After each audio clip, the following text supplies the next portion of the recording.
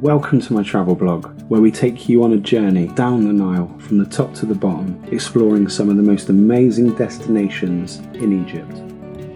From breathtaking historical landmarks to intricate ancient tombs, I'm going to share my passion for travel and ancient wonders, which in turn might inspire you to do something similar. Right, let's go explore some tombs whilst no one's looking. I'll take a look at the mystery of the Sphinx and the newfound evidence challenging its construction date of this legendary monument. Certainly no water erosion up here. Bastard got told off again, didn't I? Watch me have a panic attack inside the Great Pyramids of Giza due to unbearable claustrophobia. I can't breathe. Fuck away. And how you might overcome these obstacles if you want to get inside an Egyptian pyramid. Is there a cafe down there? A toilet? Nothing? No. Visit the miles of underground tombs and see the vastness of the hieroglyphs that ancient Egypt has to offer.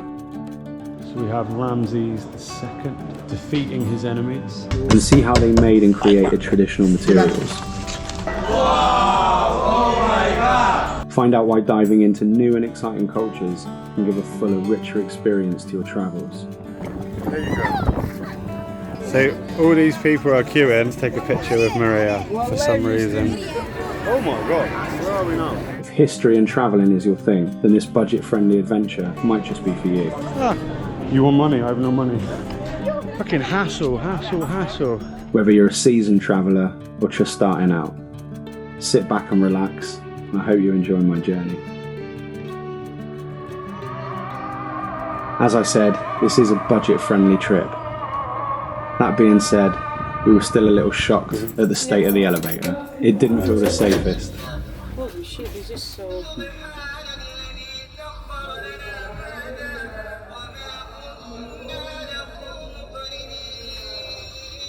It's going to break and we're just gonna die. Oh my fucking god.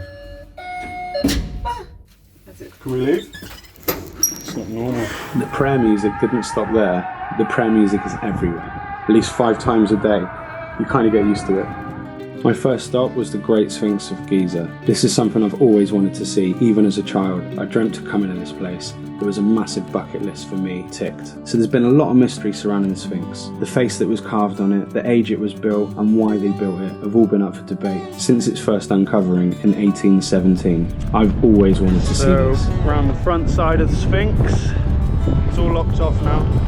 It is truly massive, absolutely massive. This is an old temple.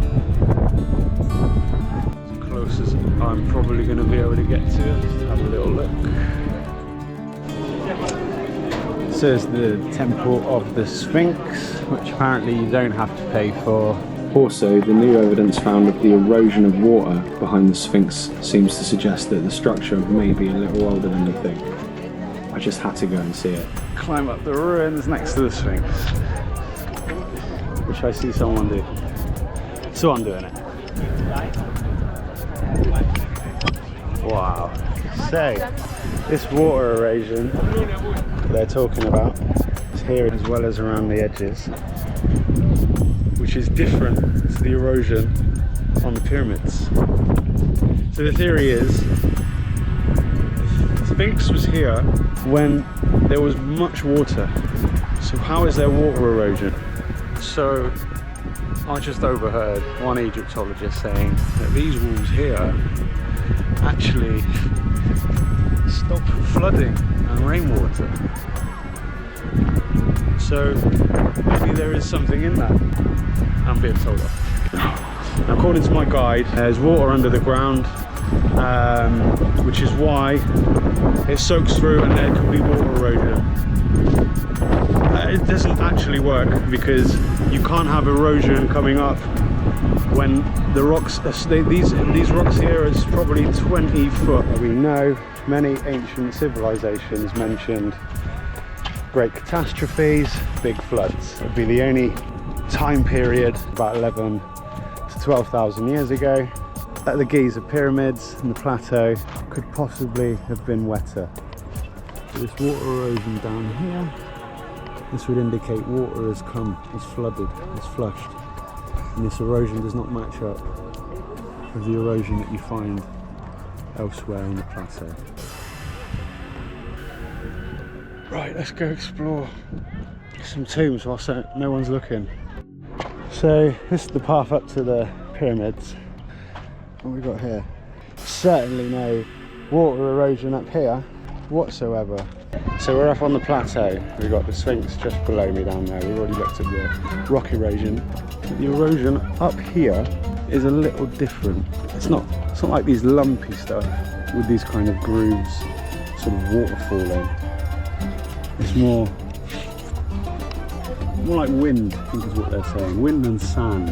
These typical holes here is a great example of wind erosion, in fact, which I've seen in Spain on top of the mountains and other places as well. The wind has come through and sand is rushing through and it's carving a hole. For another couple of 100 years this hole will probably be a little bit bigger. That's just an example of erosion of a kind that we definitely have not seen over by the Sphinx, and I do find it interesting. And I certainly am for one of those who don't believe that the Sphinx is quite what they dated it. Bit of restoration work, certainly on the feet, it's a bit newer, but this old bit of the rock, not so much this, I'm going to call it the new head, but this old body. Another thing about the Sphinx is we know that the head is out of proportion with the body, right? Which has led people to believe it could be one or two things. Could be a lion, giant cat, or a jackal with the curly tail. That's not how it is. Actually matches more of the lion, although it's got incredibly long arms. And isn't there meant to be supposedly a back hole in the Sphinx, which I can now see doesn't exist anymore. And I just noticed there's a little secret hole in the bum. There he is. So although they renovated it, they've still kept the passage clear. I can just make out some weird bit of shaping on the top, possibly something on the head. That's why I see lots of pictures of something on the head. I'm not entirely sure what this is. I don't remember seeing this before. Yeah, so all of this is still excavating there. Look at that. Cool, huh? It's right on the Giza plateau, behind the Great Sphinx. Wow. Little statue. You want me this way? I'm not allowed here. Ah, I'll go back. If you want to make a round here, Yeah? let's get out camera, out video. You're not allowed to camera? Not allowed camera. Oh, okay. Yeah, we'll just see about that. What the fuck? How deep that is? Who lives there? There's a fucking another one, look.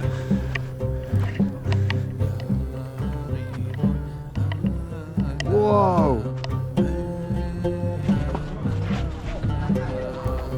I had no idea what these lines were. Any ideas? Maybe nothing. Let's have a look at these little tombs that I'm not allowed to look in. What do we have in here? Not very much. Bastard got told off again, didn't I? Clearly where the Ark of the Covenant is, and I will find it. Those are tombs. Lots and lots of things. Apparently they're still excavating this, and they don't want you to go in there.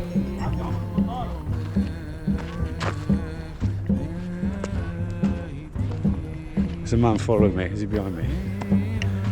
No. You cannot film here. It's impossible. Except for a very good price. Thank you, thank you. I'm not Egyptian. Take one picture. No, I have.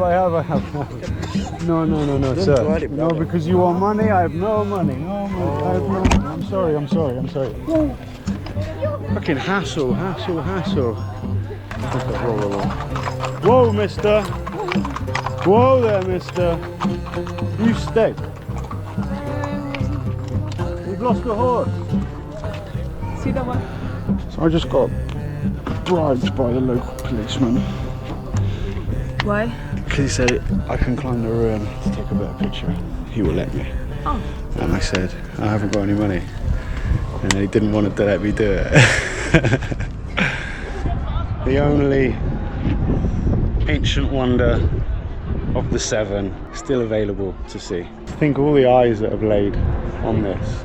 Napoleon, Julius Caesar, Mark Antony, Cleopatra, Alexander the Great, big influential historical characters that have seen these pyramids. And to put in perspective of how old the pyramids are, the time from now to Cleopatra, the last pharaoh, you're looking at 2,000 years approximately.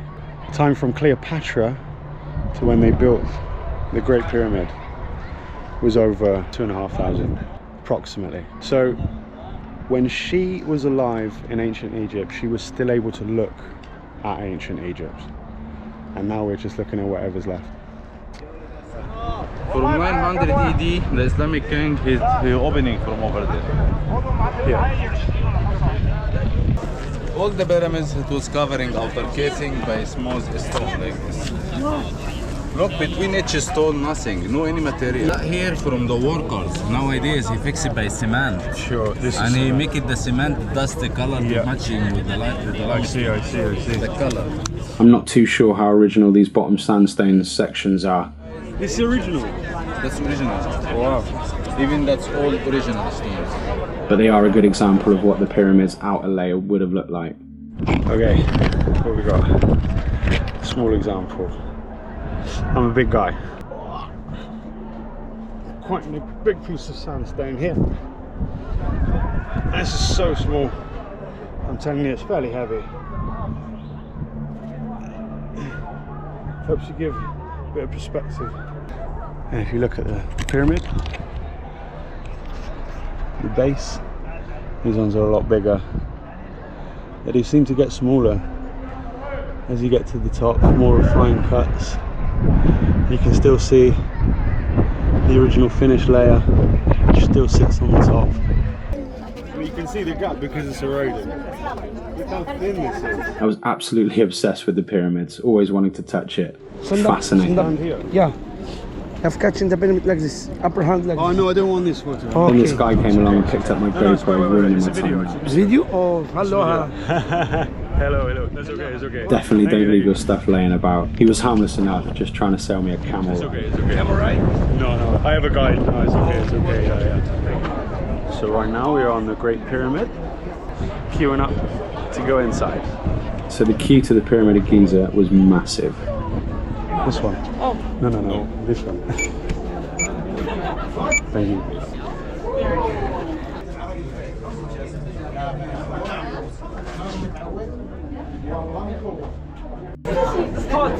Yes. Very hot. There were people continuously coming in, continuously coming out, all at the same time. I was totally unprepared and not ready for this at all. But there I am, touching the pyramid again. No stop. Quickly. Go. I was super excited. Wow. I'd wanted to see this stuff since I could remember. Yeah, boy. Oh my god. I'd read all about it. I knew what I would find inside the king's chamber, but I was still totally unprepared for the shaft leading into it. I had already been hot. Extremely hot.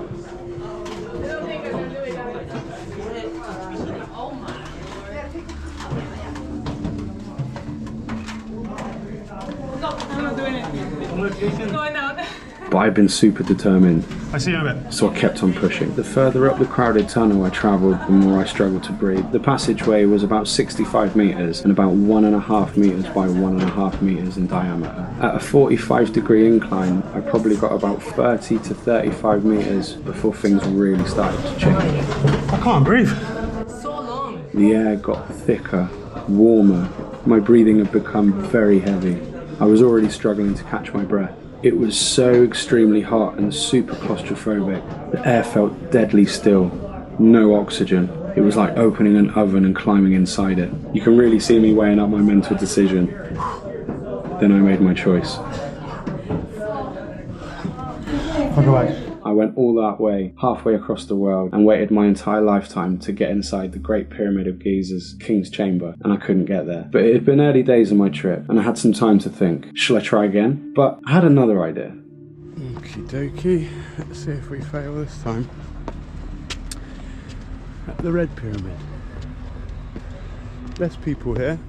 I was sure I didn't make it inside the pyramids because it was just too crowded. I thought maybe I could go to a place that might not be so populated. With that in mind, I travelled to Dahshur to visit some older pyramids. Be careful, please. Please. Been advised. Go down the tomb backwards. 65 metres. All the way down there. It's much deeper than you think.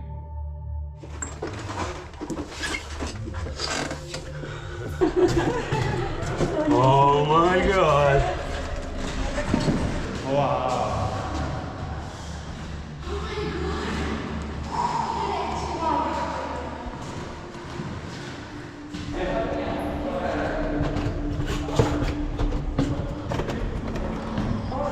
Oh. Wow. So right now we're inside the Red Pyramid. These lines.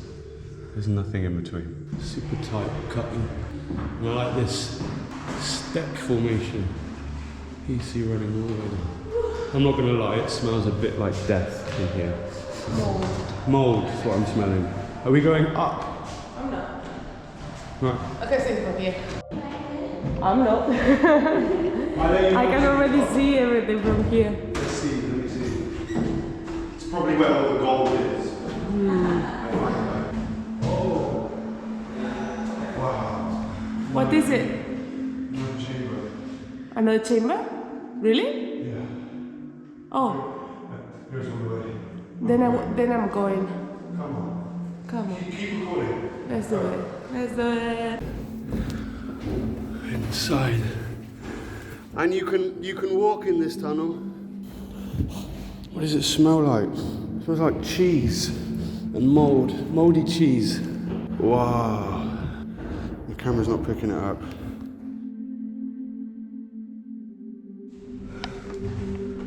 I mean, there isn't anything in here, but I guess this is Oof, smell like pea. super cheese. Ooh. Oh, It's the inner chamber. it's like a. I think this is the foundation.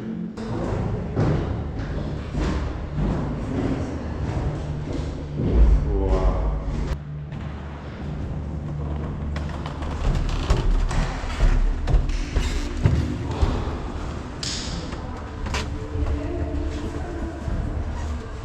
So the problem with all these pyramids is there's no traffic regulation.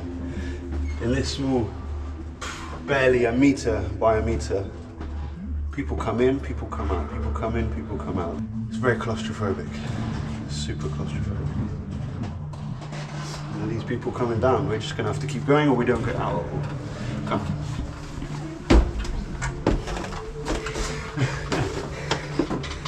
Where's it going, Alex? Oh. You see light at the end of the tunnel, yeah? 65 meters, all the way down to the King's Chamber. Exhausting. Turn the camera around, see how far we've come. You see the people going down? So we're about halfway through the shaft right now. Okay. When I got outside of the pyramid, the Sahara Desert had felt like air conditioning compared to that place. Oxygen. So after that, we decided to go to the Bent Pyramid, which isn't too far from the Red Pyramid. So it just came from the Red Pyramid, which is here. We're now at the Bent Pyramid, which is here. Although it's a bit broken, is the best preserved of the sandstone finish, super smooth edges. This is more like what the pyramids would have been finished with. So they made the Bent Pyramid, and supposedly he didn't like the shape. Not only that, the King's Chamber was a bit small and he demanded they build another one. Just finished in his lifetime. So they made the Red Pyramid, which we saw just a moment ago. And it was finished with a layer of red pigment. So, I mean, it doesn't look so different nowadays. Then I've got the Red Pyramid behind me and I just dug down a little bit. Isn't that interesting? I wonder if this is more like the red that it possibly should have been. Yeah.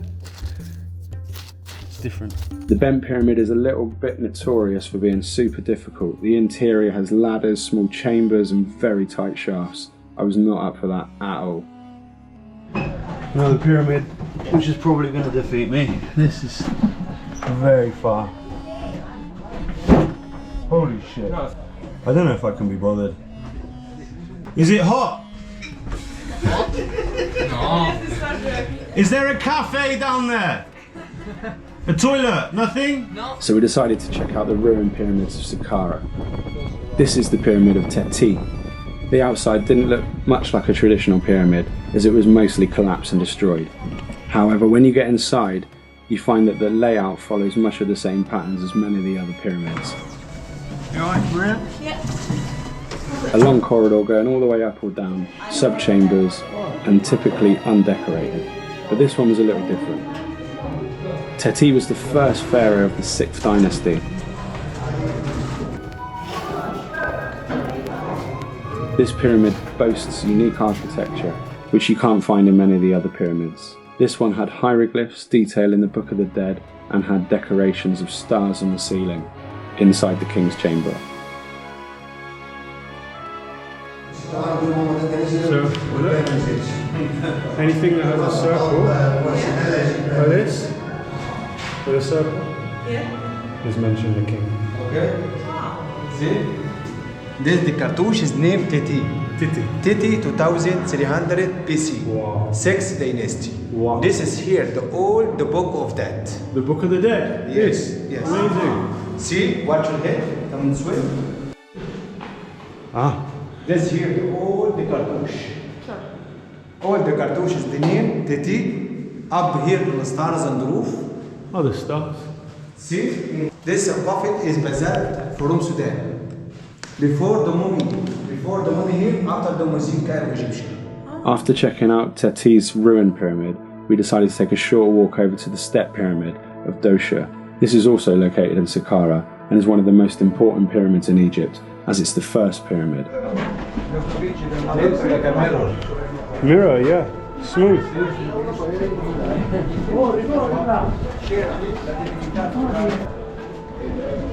It was built in the 3rd dynasty of Egypt, approximately 4,700 years ago. It is considered to be the world's oldest monumental stone building.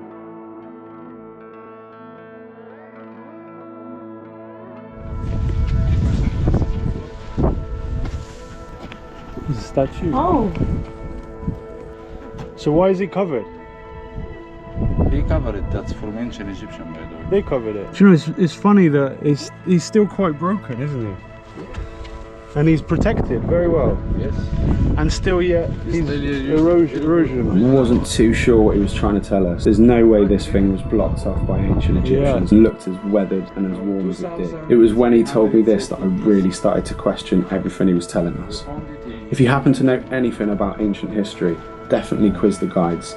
Make sure they know what they're talking about, and make sure you're getting your money's worth. On a lead. Oh, fishing. Here's a crocodile. Hippo? There's a hippo, isn't it? That hippo? That crocodile. Crocodile? Amazing. There's a whale, yeah. They're killing hippo. Yeah, you see it? Yeah. Oh, yeah. You see the butterfly? Butterfly. Here also. So this, it's another hippo and a crocodile fighting. Yeah. Look at the hand. Yeah, so detailed. How many people were making this? It's not one man. By the way, it was many different professionals. But who are Kitab here? Imhotep. I like it more of Humayun. When I first got to Saqqara, I didn't really understand the significance of it. What we were seeing here had been just normal daily life. You're seeing people fishing, you're seeing people cooking, you're seeing people harvesting. All these things depict ancient Egypt in their lifetime, as it was. So the significance of the Saqqara necropolis is that we're able to have a peek into their world in their time. It's like a modern day equivalent of taking a photograph. Milking the cow. Oh, they're dancing. Every detail of ancient life was recorded here, even circumcision. Do it when you are bigger. The ancient Egyptian time. Now Look is at when the you're a woman baby. touching the two hands. Now we do it when it was like 2 months. Yeah. Or maybe when you're just coming alive. It's because it's going to traumatize him. Yeah. I do it for my boy. Yeah. After hearing more about my guide's son's circumcision, we went down to Memphis, the old capital of Egypt, to see the colossal statue of Ramses II, who is one of ancient Egypt's most powerful and celebrated rulers. The statue is estimated to be about 3,200 years old. Its flawless carving and detail can still be admired thousands of years later. After checking out this location, we decided to see what else Cairo had to offer us. That obviously meant going down that dodgy elevator again. Floor 6. Floor 5. Floor 4. Whoop.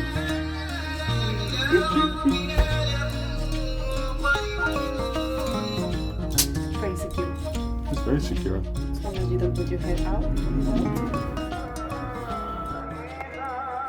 What was about to happen to us was something neither of us could have expected. We had no idea that being Westerners would have such a cultural impact in a place like this, but apparently it can. Maria's getting absolutely heckled by loads of Islamic girls who insist on taking their picture with her for some strange reason. Why? Why? We found out that just because of our Western influence, we had been an unusual sight to them, and they loved taking lots of photos of us, especially Maria. So all these people are queuing to take a picture with Maria for some reason.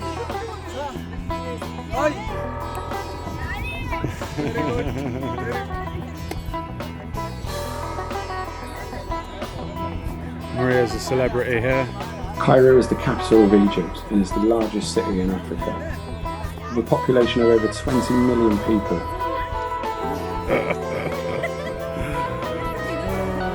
It is one of the oldest and most historical cities in the world, rich with cultural heritage dating back thousands of years. Why? So Maria keeps getting hassled by strangers, don't you? I'm triple beautiful here. You're too beautiful, just in Egypt. You're a normal Spaniard in Spain. Yeah. They're all beautiful. After that, we went downtown to central Cairo. We checked out some local cuisines. We saw them making traditional bread, which was extra nice and fresh. We tried out some local barbecue and we had a little bit of shisha.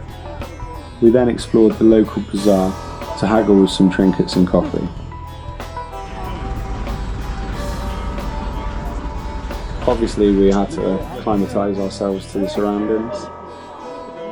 So normally we do this tour and then we have coffee or a drink like on the Egyptian way. Some good advice is if you take your guide around the bazaar, you're less likely to be hassled.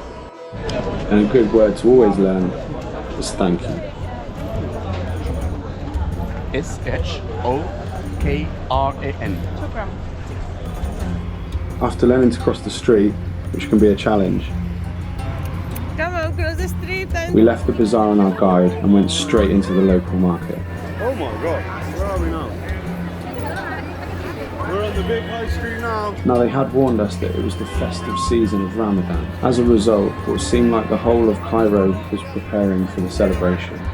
It is ramen. This had meant the markets had been busier than normal. This was a totally unplanned experience, if not a little crazy, but very exciting and interesting to see how the locals live their day-to-day lives. Come on. Time in the Old Kingdom had finished, so we flew down south to check out some more things. Luxor Temple was amazing. I've never seen temples as old and as big and as detailed, still standing, in all my life. The entrance in the temple is flanked with two towering statues of Ramses II.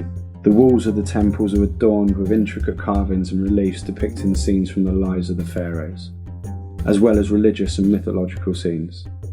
Over the centuries, the temple has been expanded and modified by various pharaohs, including Tutankhamun and Alexander the Great. Say, who's this?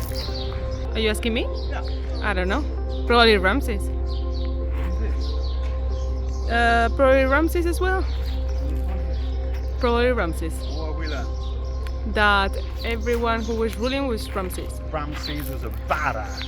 Because this temple built by two kings before that we have 2 open courts. Now we are in a section belonging to Hatshepsut, the grandfather of King Tut. We finished Ramses II. This part now is belong to the grandfather of King Tut, Amenhotep III. He's the grandfather of King Tutankhamun, okay? Wow. Okay, so as we said before, Egypt had 4 civilizations. Ancient Egyptian civilization started since 3700 BC. Then Greek-Roman started from 330 BC. Alexander the Great, and it became Greek, then it became Roman, 600 years. Then Egypt started to be Christian, Coptic country at 280. From 640 AD till now Muslim. So Pharaoh, Greek-Roman, Coptic, Muslim. When Romans end at 280 AD, Egypt started to be Coptic Christian completely, and it was the first religion of Egypt, is Christian. So now Christians start to want to find places to worship Christianity. They haven't churches because of Romans, so they start to think to use some parts of the temples as a church till they build their own churches. For that they choose this location to worship Christianity, and they cover the walls by white plaster, and they paint their own painting on. So this is covering, This is the outer. and underneath. Yeah, this is the original. Yeah, that's right. I see. Yeah.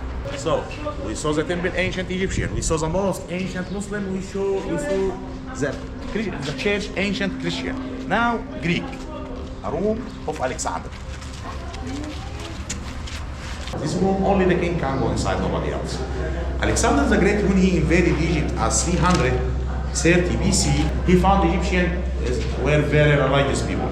Religion was the most shorter and easy way to invade their minds. For that, Alexander started to imitate the Egyptian cultures, traditions, customs, and religion also. He started to worship the same gods of Egypt, and start to wear the same clothes of Egypt, and start to build temples for Egyptians, to persuade Egyptian people that I'm not a foreigner. Gods want me to be a king of Egypt. If I'm a foreigner, I will not worship your gods. I will not build your temples. I will not follow your mythology, you know? Here Alexander is showing himself as a pharaoh. This is Alexander the Great. Worshipping Abu, god of Egypt and god of Luxor, of Saqqara. Alexander was Abu, with different types of offerings and different crowns. So he's painted as an Egyptian. Yes, yes. This Egyptian crowns, Egyptian clothes, and Egyptian god Amon-Ra, usually a man with 2 long feathers. This Amon-Ra, a man with 2 long feathers in his crown. But without the priests of Ammon, he was not able to do this. And this was agreement of the priests of Ammon, the temple. Because in ancient time, priests of the temples are sharing the power with the king. Without the agreement of priests, you will not be able to do that.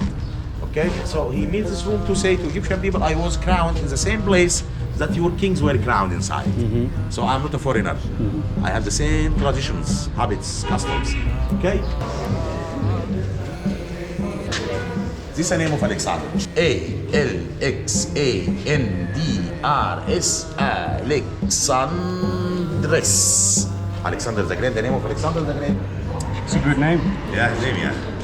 I've always been fascinated with Alexander the Great. His accomplishments, the things that he's done, it had been such an amazing thought to be so close to that part of history. For just a moment, being able to see that is something I'll never forget. But that's the thing with these tours, you move very quickly. Immediately after finishing Luxor, we went straight down to Karnak, where my mind had been blown even more. The temple was built from inside to outside. So newest parts are outside, ancient parts are inside.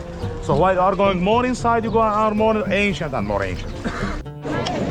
White, yellow, then gray, 3 colors.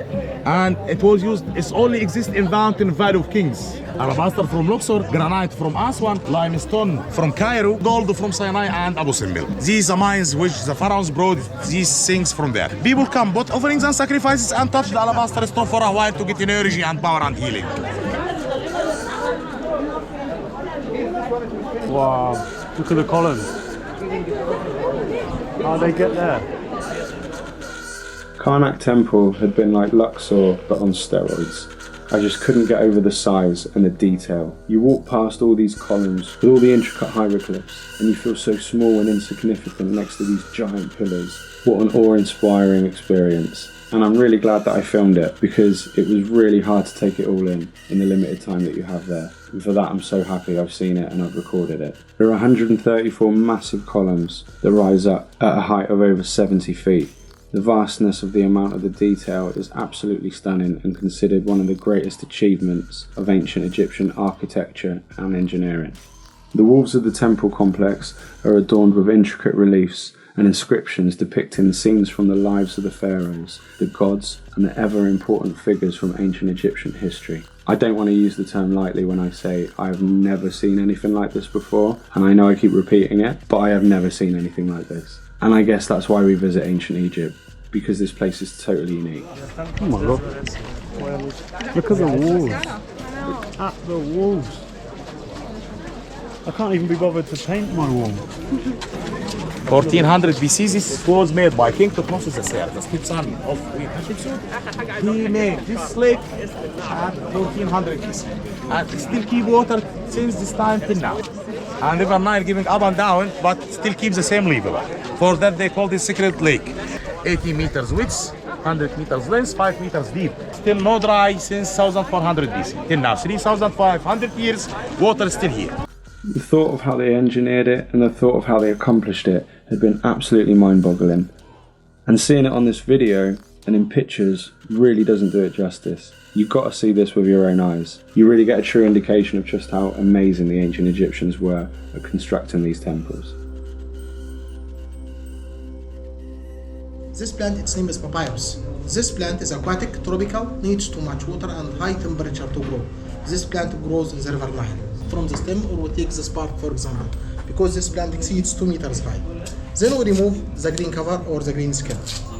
This green cover was useful in ancient time to make baskets, sandals, boats, ropes, because this is very strong. Strong, very flexible, strong. We cut it into small strips like this way. But this is not strong like this. But yes, because water inside, so we have to use the hammer like that. Then we use the rolling pin to get the water out like that way. Flexible now, no water. As you see, the color of the strips is white. So we put the strips in water for 6 days. 6 days if you want to get this color, light here. 2 weeks if you want to get the dark, brown here. Longer on water, darker we get. Then we bring in 2 pieces of cotton or carpet, in 2 pieces of clothes, and easy to put the strips like this in a horizontal and vertical way, like this way. Horizontally till we finish horizontally, we put the strips in the other hand. Horizontally and vertically till we finish with the cover, and all the stuff down the press. Push, yeah. 4 days, as ancient times they have used rocks. So we need 4 days here plus 6 days of water, all together are 10 days. And it sticks together? Yes, naturally, because this plant consists. Papyrus is the original paper. This is how they used to write and record back in ancient Egypt. These bits of papyrus paper can last up to thousands of years. It's much more stronger and more durable than real paper. For a long time, thousands of years. These are the statues of Memnon. These massive statues are not just amazing to look at, but they also hold a cool myth as well. The supposed soul of King Agamemnon is said to be trapped inside the statues as he cries after his defeat from the Battle of Troy, which can be heard from within them. After this, we went to the Valley of the Kings, which was much bigger than I thought. This is a huge area in the desert, completely dedicated to all the kings, queens and nobles of ancient Egypt from the New Kingdom that all got buried here. All reliefs and decorations inside are belong to a holy religious box. These books. So I've walked off because the guide keeps talking about shit. We haven't moved, we've been here for about 15 minutes. Just don't understand what we're waiting around for. So I've had enough. I'm looking around, I'm tomb explorer, tomb raiding. Absolutely covered in tombs. Tomb. There was one up here, tomb, back there, tombs. The Valley of the Kings, where one day I hope to be laid to rest with all the other kings. All of the entrances of the tombs had pictures of the king facing the god, and it was their way of being accepted into the afterlife, and what you often see is the king offering a sacrifice to the god in acceptance. The tombs in the Valley of the Kings were constructed to protect the bodies and the belongings of the pharaohs and the nobles who were buried there. The tombs were carefully hidden and sealed to prevent looters from stealing the valuable treasures that were buried with the deceased. Some of the tombs were designed to be used by multiple members of the family. whilst others were built specifically designed for one single pharaoh.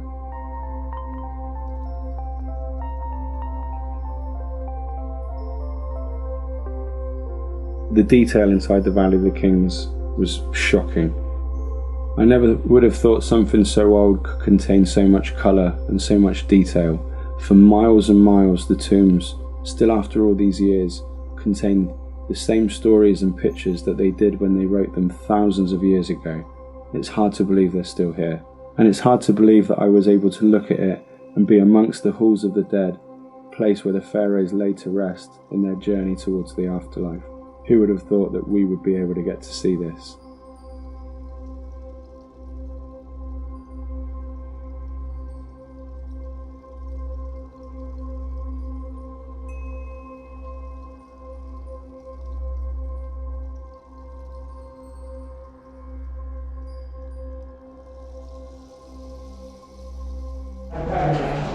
Another tomb done.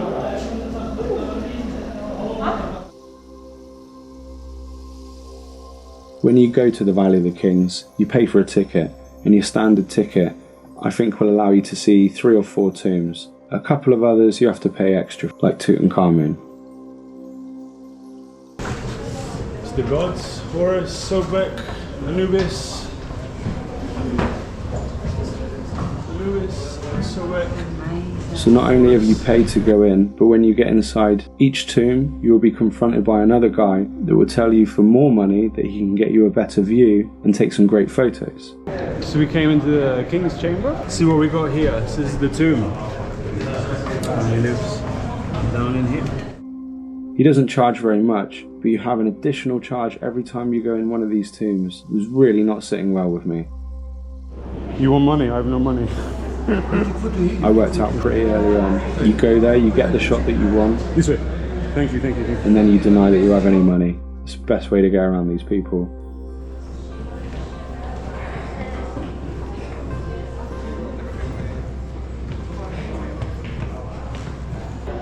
That's a long way now. Back to civilized world. I couldn't believe I was going down the staircase of Tutankhamun. That somewhere along this legendary passageway would have been the famous door with the lock on it that Howard had peeked through. This is the boy. My boy. Tutankhamun's tomb was also the only tomb in the valley that still contained the original body. And as far as it goes, Tutankhamun's tomb isn't the biggest. It's one of the most famous because it's the only tomb that was found completely intact, which is why it was so interesting to see the stairs in the entrance. The original stairs. It was almost exactly 100 years and 1 month that this tomb was first found in the Valley of the Kings. Did it? You couldn't be here for a day and see all this. You couldn't be here for a week and see it. Even a month, you would not have enough time to see all of it. There is so much, it may even take you years to properly go through it all. And the detail of some of the hieroglyphs is insane. For instance, a lotus flower is drawn differently on the inside of a building to outside. If it is drawn on the inside, they would draw it closed. The idea being the light would never reach it. If it is drawn on the outside of the building, where light would hit it, naturally the lotus flower would open and they would draw it like that instead. It is in that detail that you see what effort the ancient Egyptians went through when drawing the ancient hieroglyphs, and it makes you appreciate it all the more.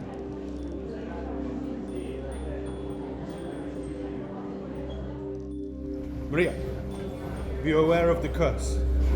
Yes. I hope I can come back to you.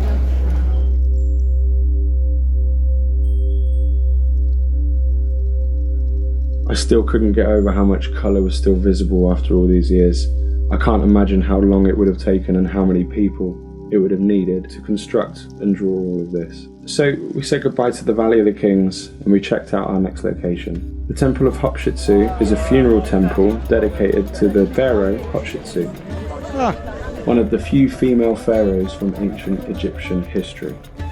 What I'm finding interesting is all these little tombs, all up in the mountains, tombs of the priests. And we have some here, up here, all around Hatshepsut's temple. Amazing. Yalla. The temple is known for its unique architecture, with its terrace design blending in seamlessly into the surrounding rock cliffs. The temple is divided into 3 levels, each connected by a series of ramps and staircases. The upper level layer features a temple and a shrine.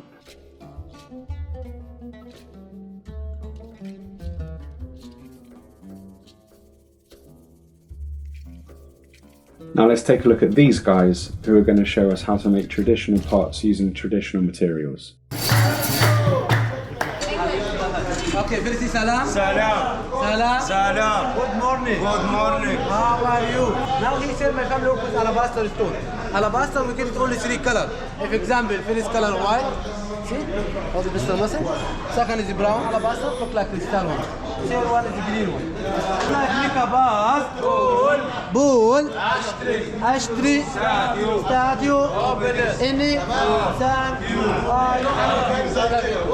Work hard. These methods have changed very little for thousands of years, and it's a good insight into how the ancient Egyptians may have worked. Finish it after that, finish by 5. 3-4 times by 5. Fast one and smooth one. See? Too much color. It can finish because it was very thin and very smooth. Look under the light. Wow! Oh my god! Oh my god! One more time. Wow! Oh my god! This is handmade stuff, very light. So we started our Nile cruise, which was lovely. Food was good, staff were pleasant, and the room was nice. But we soon noticed that our boat was travelling not as fast as the other boats.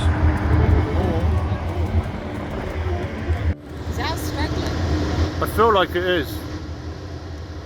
For this reason, it felt like our boat might be broken. Regardless, it was a peaceful ride down the Nile, and we eventually reached our destination. We got a horse and carriage ride to Edfu Temple, which, to be honest, was one of the worst parts of the trip. I just couldn't stand watching the horses navigate through the heavy traffic.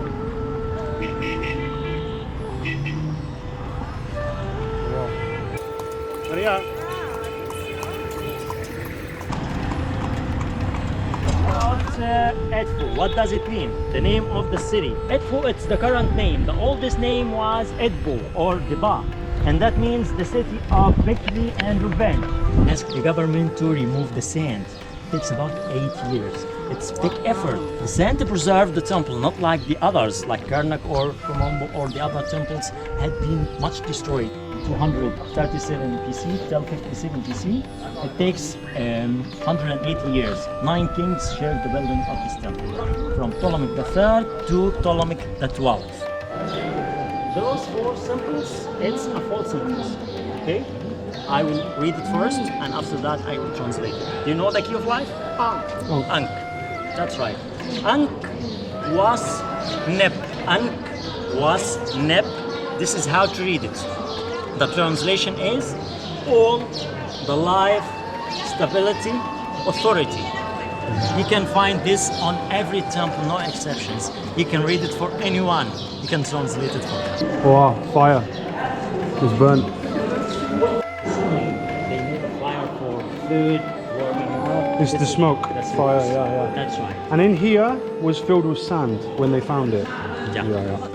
Okay, this is the sanctuary, the Holy of the Holies. It's not allowed for anyone to enter here except the king himself and the high priest. The Temple of Edfu is one of the best preserved temples from ancient Egypt and is renowned for its impressive architecture and elaborate decorations. One of the most impressive features of the temple is the astrological ceiling. The temple complex covers over 24,000 square meters. Another example of the meticulous detail of ancient Egyptian hieroglyphs can be demonstrated in the architecture here. The temple is built so that you go up a long corridor and down a spiraled staircase. The reason for this is that a bird of prey would fly upward, and when it sees its prey, it will often spiral down. This whole method of a bird's flight path is represented in the building's construction, as the whole temple is dedicated to the god Horus, the bird god.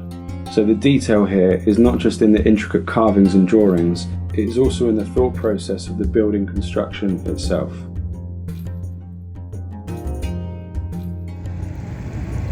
That's nice.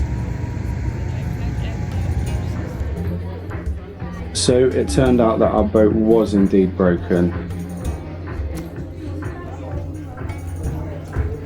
This is the disco. And everything was pretty peaceful, just slow. Wow, here I am. Early morning. Most people are asleep. And do a cheeky little time lapse. There's my camera. There he is. I'm not entirely sure what we're doing today, but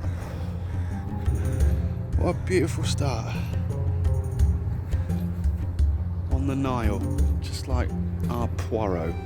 The next morning, we got on another boat and did some more sailing. We ended up at Philae Temple. Philae Temple is an ancient Egyptian complex located on an island in the River Nile near the city of Aswan. It was built during the Ptolemaic period and is dedicated to the goddess Isis. Philae because Isis, the goddess of the temple, she was the goddess of beauty and love in Egypt, so they called it Philae, the pretty lady or the beautiful lady. Okay, this temple, as we said before, it was relocated. It was about 200 meters from here. They cut it into different blocks of stones, and they gave these blocks of stones numbers, and they built it again according to numbers on more higher island. This island is called the Jellica. So, Temple of Philae. You can see way out here, there's little sticks sticking out of the water. So at this exact location, where you see these pillars in the water, is the original location for this. Isis was married to Osiris, and Set wanted to have Isis for himself, so he killed Osiris and he cut his body into 14 pieces. Yeah. Isis insists to find the bodies, the parts of her husband's body again. She collected 13 pieces and she missed one piece. She found it here. What is the piece? Head, heart, heart. No. Cock. Yes, the penis, yes. Yeah? Yeah, people say heart, not true. Yeah, the penis, yes. It's facility, Yeah, the penis because she wants to be pregnant with Osiris. The walls of the temples are adorned with intricate reliefs depicting scenes from the lives of the pharaohs, as well as the ancient Egyptian mythology, which is tied to the building and the god Isis. One of the most impressive features is the Gate of Ptolemy II, a monumental gateway that was served as a main entrance to the temple complex. The gateway is adorned with elaborate carvings depicting scenes from the life of the pharaohs and his family.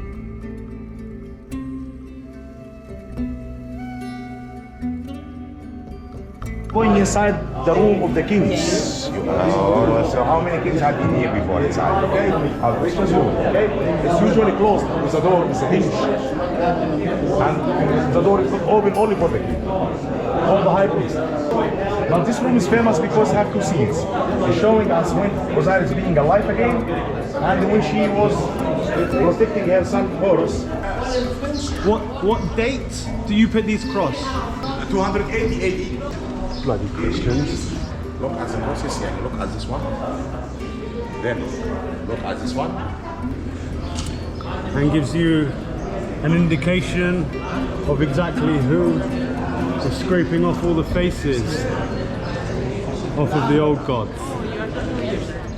You can see on the walls here, these guys have been scratched off. Not so much on the top, probably a bit harder. This is indication of Christian Roman influence, where they want to deface and remove the previous gods. So after a 4-hour drive through the desert, we finally made our way all the way to the bottom of Egypt, where we saw Abu Simbel. Abu Simbel was named after the little boy that found it, who was playing in the sand one day, who came across a small rock faced with baboons on it, which you can see right at the very top of the temple. This temple was built during the reign of Ramses II. The temple is famous for its impressive size and intricate carvings, but as well, it was relocated in the 1960s because of the Aswan Dam. But what's really cool about Abu Simbel is the impressive light show that can be seen within. So, I think it's on the 23rd of February and October, which is his birthday and coronation, Ramses II. The light passes through the corridor and we'll reach these chaps here. We've got the god of the underworld, the god of the sun, the king, and another god here, I forgot the name, I'll check it. So the light first comes and hits on the king. It spreads out over these two and will never reach the dark god. One thing you've got to say about Ramses is he wanted you to remember him. His statues are massive and they are everywhere.